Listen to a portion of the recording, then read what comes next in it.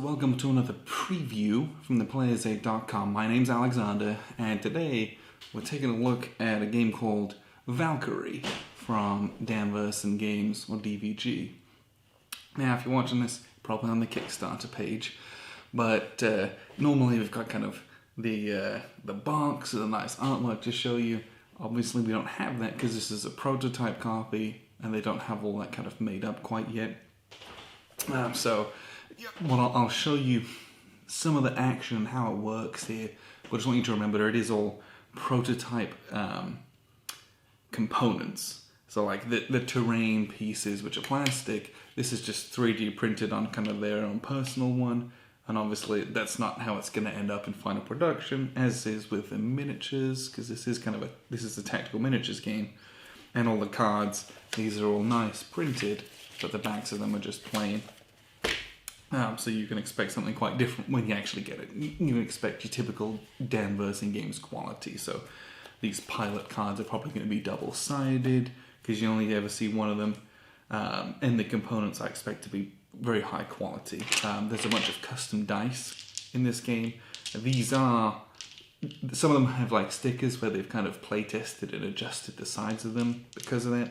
But these are custom engraved colored dice. They're really nice. And that's always something I enjoy playing with. It's fun to do and to have that kind of stuff. So, what is this game?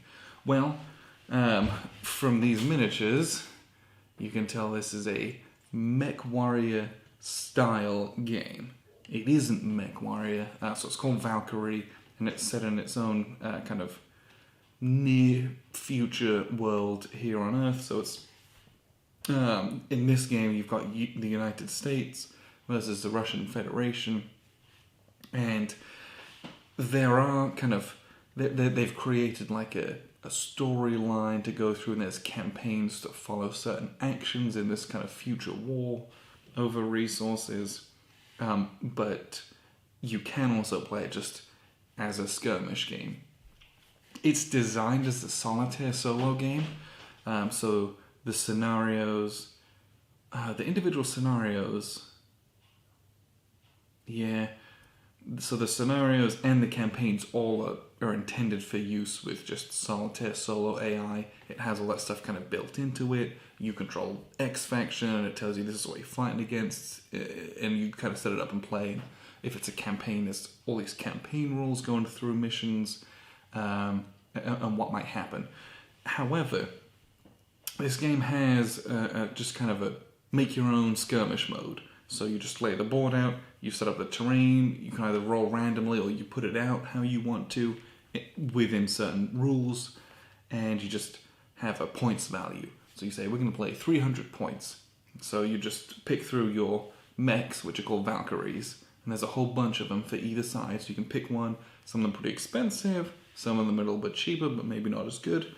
And then you've got all of these different ground forces, so there's like tanks, there's self-propelled artillery, there's IFVs, and little infantry squads, and all of those are in these little 6mm miniatures. And again, I'll show you those here in a second. So you have like an array of those out as support units for your big mech who's charging around the board doing stuff. And you build that all through points, and you just pit yourself up against each other. Now, you can do that against the AI, no problem. But if you were to do it with you and another player in that skirmish mode, where you don't have like some story that they're trying to adhere to, you know, that they're trying to model, there is absolutely no reason you couldn't play this two-player. And it would be a fast, fun, action-packed Rock'em Sock'em Robots game. And that's one thing I wanted to get to, is that this game is action-packed. So many games out there, it's, I'm trying to build up all this infrastructure to get resources, and I'm trying to capture certain points for strategic value. This is, the board's really kind of tight, and you've got a decent amount of units, but you're just running in, killing stuff. Your Valkyries have all these big cannons or missile packs they're throwing off. They can run in and kind of melee each other and like punch each other to death. and it's just explosions everywhere. Your units will die, and they will die a lot. You roll some defensive dice, but through my plays of it, the defensive dice are fewer rather than more. So it's easy to get caught up in this shooting war that goes back and forth, and so your decisions that you gotta make are,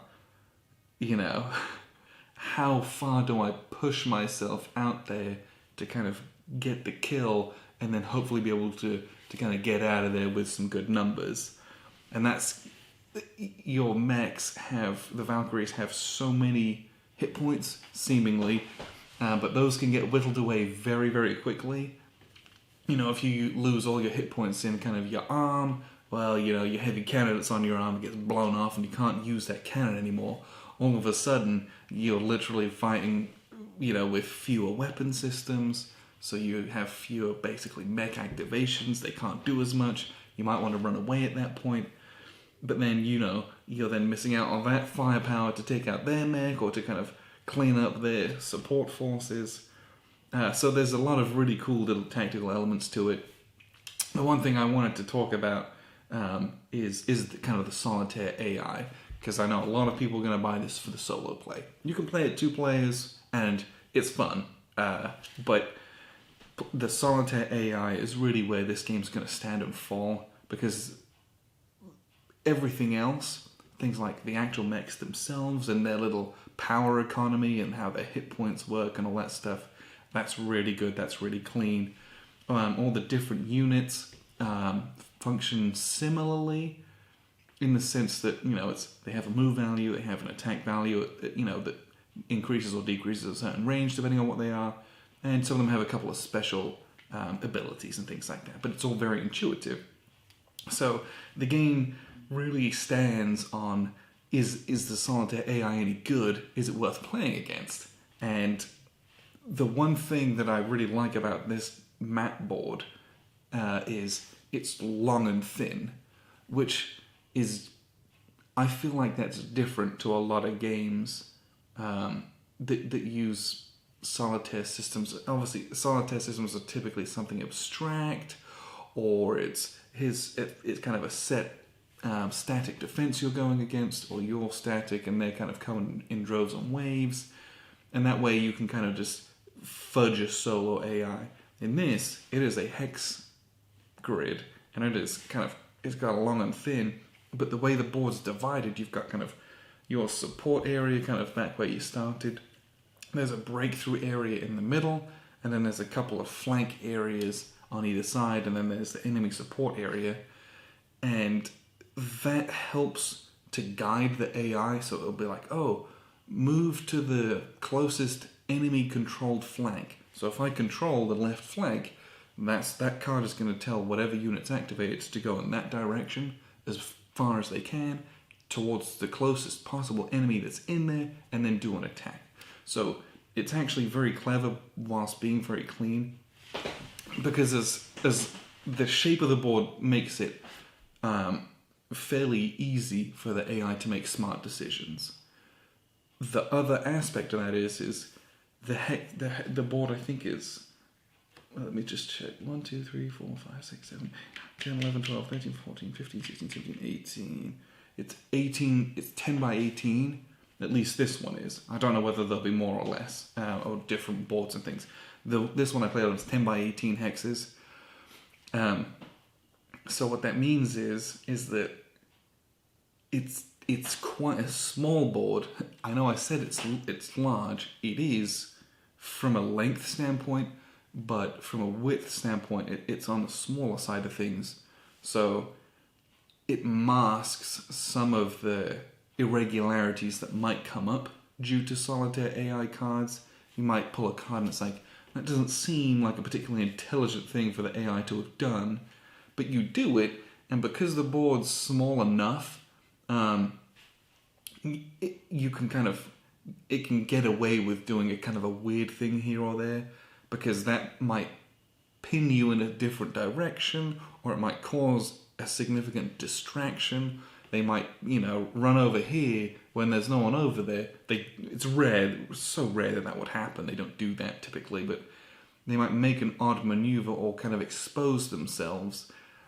But the way that how small the board is, usually they'll get a really powerful attack because close range, you're unloading all the dice possible, or it makes them vulnerable, but you have to expose yourself to go out and take them out, or it distracts you whilst you're cleaning up an easy enemy whilst they might be doing something else. So I was impressed.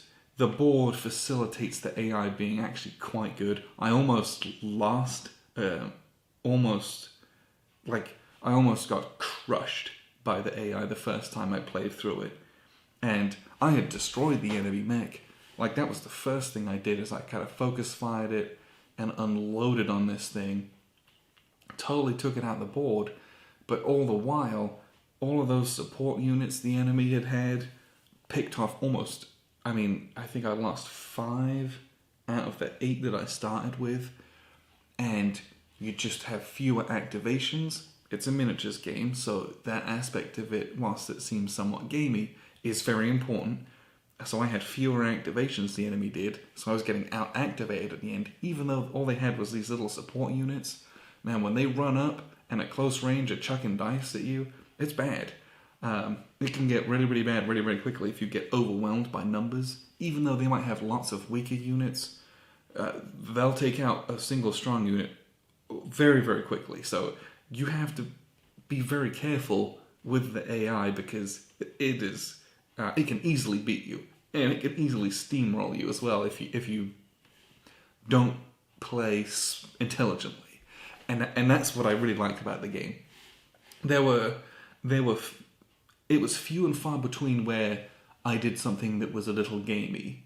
Every game has something where you're like, it almost seems exploitative, or like you can predict, I can not do this thing because the AI is going to have to activate their mech next turn, and they don't have enough power to actually attack me, so they'll have to do like a misc or a pass. So I know I'm going to get an extra kind of a reprieve there, so I can do something else instead, like roll my intelligence dice, for example.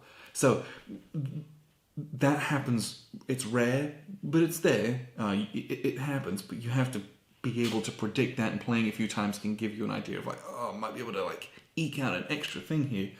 But you almost have to take advantage of those moments, because the AI does not relent. They will attack, and to make up for the lack of kind of free thinking behind the cards, the AI is fairly powerful.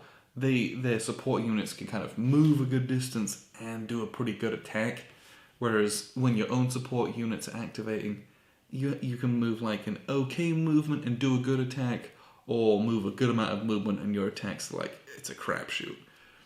It's a lot of dice rolling. The dice are very nice, but so there is some randomness to that in your attacks and their attacks and your defense. Sometimes some swingy dice will, put you in a really bad spot, but there's so much of it, it evens out over the course of it. You get a bad roll here, you get a good roll later on. So that's an aspect of it, but the actual AI decks, and again, I don't know how fleshed out these are going to be, but they're decent. 1, 2, 3, 4, 5, 6, 7, 8, 9, 10, 11, 12, 13, 14, 15, 16, 17, 18. So there's 18 cards in this deck. Again, it's prototype. And you basically pull one, and you just go down the priority list until there is a unit you can activate. So it starts, this is a maneuver unit. So if I have like my IFVs or my APCs they're a maneuver type unit, you activate that, and that's that activation. It's an I go, you go system, then it's my turn. I get to choose what I do. So I activate my mech and I blow a whole bunch of stuff up. Awesome, great. Then the AI is going to use their next stack. So this is kind of for units. Then they activate from their Valkyrie deck. And they pull a card, and the card says, move die toward flank with a player. So I'm in this flank, they're going to move towards that flank. So they're going to roll a movement die, move towards that flank, Then closest player in that flank plus 2 dice. So they're going to move towards the flank with 1 dice. Then they're going to roll 2 movement dice to move towards the closest actual unit there. And then if they didn't move, then they just roll and go towards the closest flank kind of thing. Gives you some contingency if they can't fulfill the criteria, but real simple. I do my attack, I might use one of my T80s, make a shot or kind of move up to flank or do something like that. Then they go back to their units, and then they pull this, and this one says, oh, I don't have an infantry, I don't have a scout assault. So my M1 Abrams, move toward closest player, attack closest player. Real simple. You just count hexes, who you're closest to. If it's equidistant, which one's worth the more victory points. If it's 2 equal units that are worth equal points that are equidistant, just random, roll a die, which one do you move to attack? You move up to them, you blow them off the map, you roll a bunch of dice, and it's just a dice chucking fun. The rulebook is for the prototype, it was kind of a smaller rulebook, so it had a lot of pages, but it's really not bad. There's a PDF of it that'll be released fairly soon, I would imagine. But the rules were fairly simple to learn. It was a little bit more uptake than some of their other games, only because if you played one of the leader games, you know what the rest of the games in the series, they have a basis. This is a totally new system for them, so there's a bit more of like, okay, here's what these symbols mean, here's what all these dice mean, and there's a lot of dice of a lot of symbols that you use, but the cards tell you, especially for AI, it's like, oh, attempt to camouflage check. Alright, pick up the camouflage dice that it tells you on the card, roll them, and then you can look it up and see what happens if you can't remember. It's really not a complex system in any way. But that's just, it's a new game, you gotta learn some rules, nothing crazy there. But all in all, what I'll do is I'll show you the board, and then I'll just wrap up with a few final thoughts. So here's a look at the map. Again, everything on here is a prototype of some version. You can see this is quite literally 3D printed. This is just a prototype, so nothing you see here is going to be necessarily final component quality. With that being said, this game is very cool because you get all of the cool little tanks and IFVs and stuff. You got the little brown Abrams, you got the T80 in grey, and the BTR 80s as well. And then the real cool stuff, the Mechs. So this one, I believe, this is the Baba Yaga, and this is Timberwolf. And you just compare it to the size of the little T80. These things are huge, and they just march across the board and you smash each other to death, and it's pretty awesome. Usually the mechs will have one really long-range stuff. Like this guy has a missile bank that's up here. Here's attack dice. He can roll 3 dice if he expends this yellow ammunition, because the missiles have limited ammo. And he can roll anywhere from range 2 to range 12. So that's like a significant portion of the board just shooting each other. This guy has a huge artillery cannon on top. This one here, and he can quite literally, he can shoot anywhere from 0 to range 24. Now, there are negative modifiers to the dice you roll if you're at really close range and at really long range, but that just gives you an indication these are your big guns, so to speak. There is self-propelled artillery, so you have a 2519 here for the Russians, and then you got a M109 Paladin for the US forces there. So that, there's some artillery you can place out in your support areas and shoot each other back and forth, which are very powerful, but it's your support units are support units. You need to use them carefully, but your mechs are your big guns. They got some armor, they can take a beating, and they gotta run and blow each other to bits. They can clean up. It's just these are the fun parts to play with, right? So here you've got, these are the kind of player boards for those. This is the Timberwolf, the US one.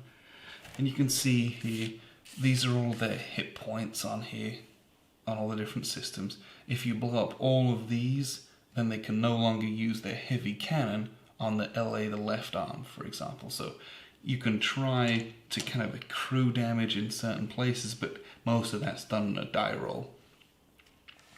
Here, so this is the Baba Yaga. You can see this one has a lot more hit points, but it has, these are all kind of 2s and then 1s. These have a lot more 2s up here, which means they have thicker armor, so to speak. That's determined by, these are the attack dice. So if attack was to attack this guy and roll kind of 2 attack dice, these arrows are penetration values. This gives you 2 penetration, which has to match this number, and then it does 1 damage, which is the little explosion symbol. So let's say that was what was rolled against this guy right here. Just shoot him, you get 2 penetration and 1 damage. If there are defense dice to be rolled, you roll a defense dice. Each one of these evasive symbols negates a hit. But for example, let's say we'd roll a blank. What we do is this guy scores a hit. What we have to do is we have to roll a dice, and this dice has a bunch of faces of the mech. And so you're going to roll to see where you hit. Boop. So this face says, we hit him in the legs.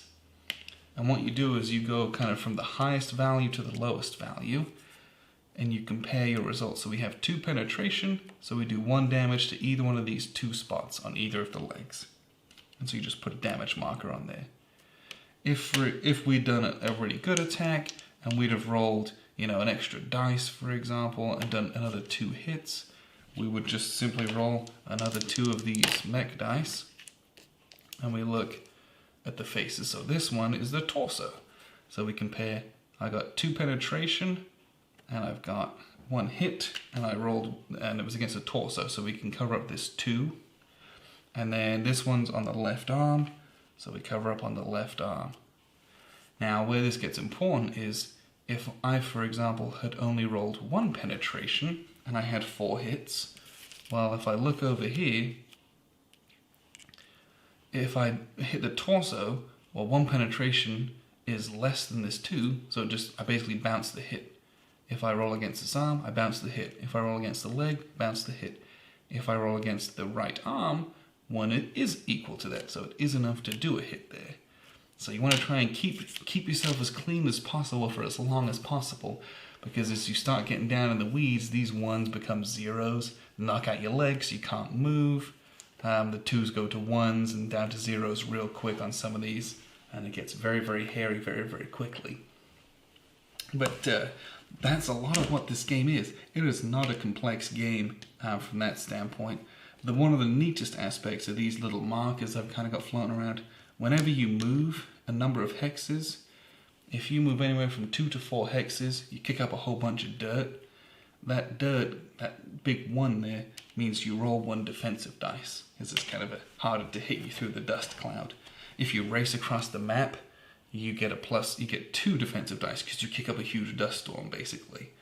If you don't move, that goes away. You basically have a nothing. It's these little 0 through 1. If you only move 1 space, or if you don't move at all, you just sit there. The dust goes away, which means you're easy pickings. So there is an impetus to move and do maneuver combat, because you actually get defensive modifiers from doing that, but you can't spend your whole time running around, because then your attacks that you do will never be as good. And what I mean by that is, if we look at the T80 here, this is a player card.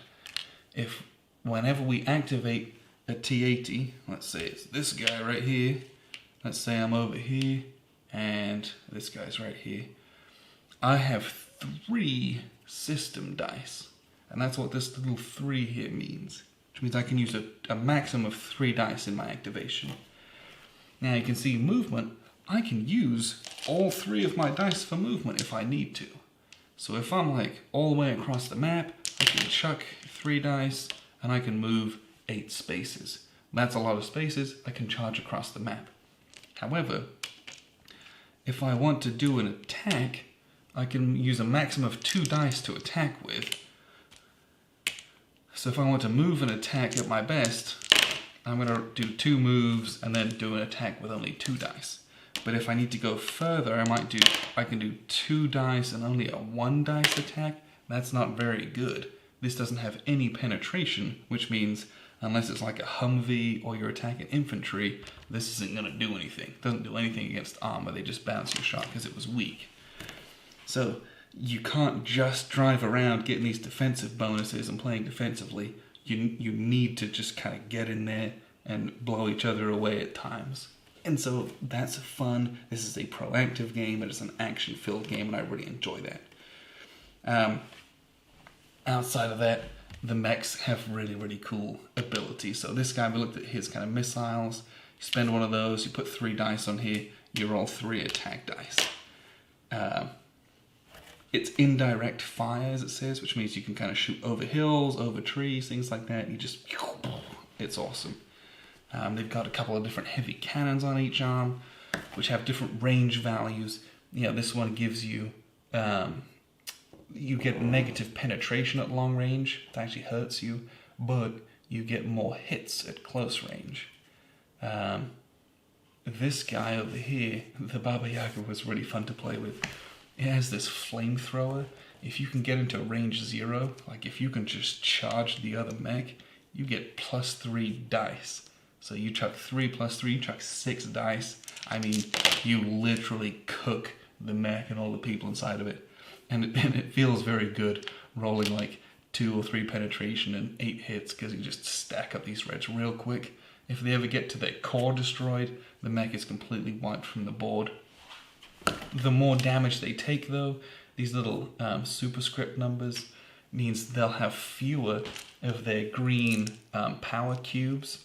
And the power cubes are what you use to kind of activate them basically, which is very different. Normally, all these little support units just use a little card and it tells you what to do.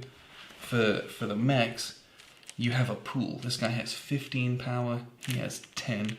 You literally have 10 of these green cubes, and on your turn, you say, oh, I'm going to spend 3 to activate the heavy cannon. And you roll the attack for the heavy cannon, and that's your turn. And you do another turn, and you come back, and you can be like, well, now I'm going to do 3 dice to do the heavy laser. So you can see, when you start getting your major systems damaged, you have fewer dice, you have fewer of these cubes. You now can't, you might do, I might do my sensors, and all of a sudden, if you're all the way down here with damage, if these 8 are filled with damage, you now can't move, you can't do another attack, you can't launch your missiles if you had any ammunition. So things can get very, very bad for you very, very quickly if you let that mount up. So you have to protect these guys, but also you have to be aggressive with them or not. That's what I love about this game. It gives you so many options in play style, with who you've got and what you've got to work with. And there's a lot of great decision making in this. This is not a game that plays itself in any way, shape or form, which is a huge credit to the design. So there's a whole bunch of other great videos about how to play this one, but I just wanted to show you it's a chuck a bunch of cool dice, shoot each other, run around a board trying to meet your objectives, but it's kill, kill, kill in this game. It is fast and furious. So what I'll do is I'll just wrap up with a few final thoughts. So that was a look at just some of the stuff. There's a couple other videos, instructional ones, which are really good. Just wanted to show you kind of my take on that. I had a really fun time playing this. The solitaire is not easy, and that's what I like in a game. You don't want it to be a pushover. You want it to be a challenge every time you crack it out. There's a lot of stuff in here as well, so you can build a lot of different forces and a lot of different force compositions. There's a lot of different Valkyries to play around with, which, they have different weapon systems, different armor systems, and each one of those is going to give you a very different tactical kind of situation to play around with. And so there's just a lot of stuff here. I know the Kickstarter's got to have a ton more terrain in it. There are these installations like power plants, resource points, things like that. Those are going to be, I believe, physical components. I don't know how much more there's going to be with all these miniatures, because the prototype had a bunch in it. So I'm expecting there to be a whole huge box worth of all these cards, cubes, dice, minis, terrain, and DVG put out quality components most of the time. So this is no exception to it. If my prototype copy is as nice as it is, that's an indication that we're going to get some just really cool looking mech figures, and I get to play around on a board, and that toy aspect of it makes it fun to play with. It's not just pushing counters around. I get to stomp my mechs over through a lake into the forest and then point his big old cannons. This is a game where I make the sound effects, and that's how I know I'm having a good time, is I'm making the sound effects for a game. So appreciate you guys tuning in. This is Valkyrie from DVG. This is coming. It's on Kickstarter. It'll be with you probably next year, I would imagine, because it's getting late in the year. But I had a blast playing it. We've played I think we played Mech Warrior at Gen Con a few years ago, and it was head to head. And Grant had played that game a lot as a kid, and he was showing me it, and I loved. He had a little pen, and it was marking out all the damage points on like a dry erase thing. You get the cubes, put them in the slots. So that was a nice, much clean way of doing that. But having a game where I get to do that and the micromanaging of the systems and where things go in a fun and fairly fast-playing war game, that's a blast. And that's what this is. You don't have the historical simulation, so to speak. This is a fun, here's your units, shoot each other to death, and have a great time with it. So appreciate you guys tuning in. I've been Alexander from theplayersaid.com.